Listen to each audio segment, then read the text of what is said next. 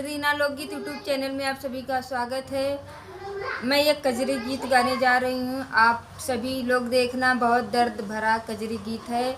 बिना माई के बिटिया नैहर में कैसे रहती है, और इस कजरी गीत को आप लोग ज़रूर सुनना। बहुत दर्द भरा कजरी गीत है, आप लोग सुनेंगे तो आँखों से आंसू गिरने लगेगा। प्लीज़ दिल लगा के, मन लगा के आप लोग ज़रूर सुनना। ससुरे में रोई बिना माई के बिटिया, अब के हम के बोलाई है ना।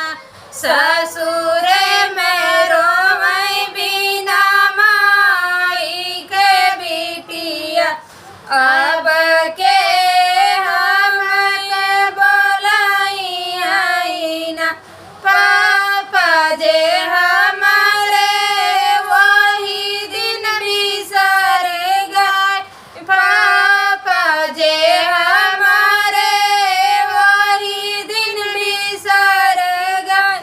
जब आई मैं महतारी ना, जब आई मैं महतारी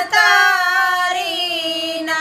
चाचा जे हमारे वही दिन बिसर गए, चाचा जे हमारे वही दिन बिसरी गए। जब चाची गईलिया लगाई ना, जब चाची गईलिया लगाई ना। भैया तो हमारे वही दिन बिसर गए, भैया तो हमारे वही दिन बिसर गए। जब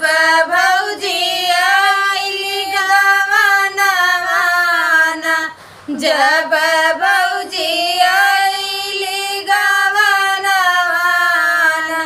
यही सोची सोची हमरे आवेला रोवाई, यही सोची सोची हमरे आवेला रोवाई। ये तने में भैया गईले आई ना, ये तने में भैया गईले आई ना।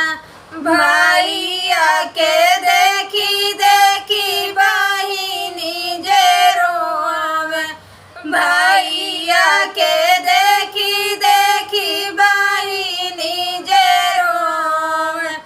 भैया लागे बहिनी समझावे ना, भैया लागे बहिनी के समझावे ना। जीन रोवा बहिनी हो, जीन झंखा बहिनी, जीनी रोवा बहिनी हो, जीनी झंखा बहिनी। जबले जिए तबले तोरा भैया ना, जबले जिए तोरा भैया ना। होत सबेरे बहिनी डोलिया फनावे, होत सबेरे बहिनी डोलिया फनावे। इज्जत करिए तोरा भौजाई ना, इज्जत करिए तोरे भौजाई ना।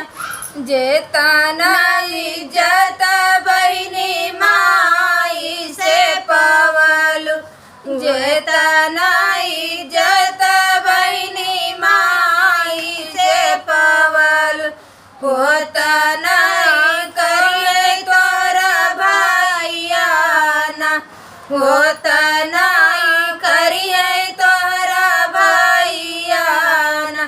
जेतना आदर बहिनी माई से पवलु, जेतना आदर बहिनी माई से पवलु, ओतना करी है तोर भौजाई ना, वतना करी है तोहर भौजाई ना। ससुरे में रोवै बिना माई के बिटिया, अब के हम कब बोलाइना। ससुरे में रोवै बिना माई के बिटिया, अब के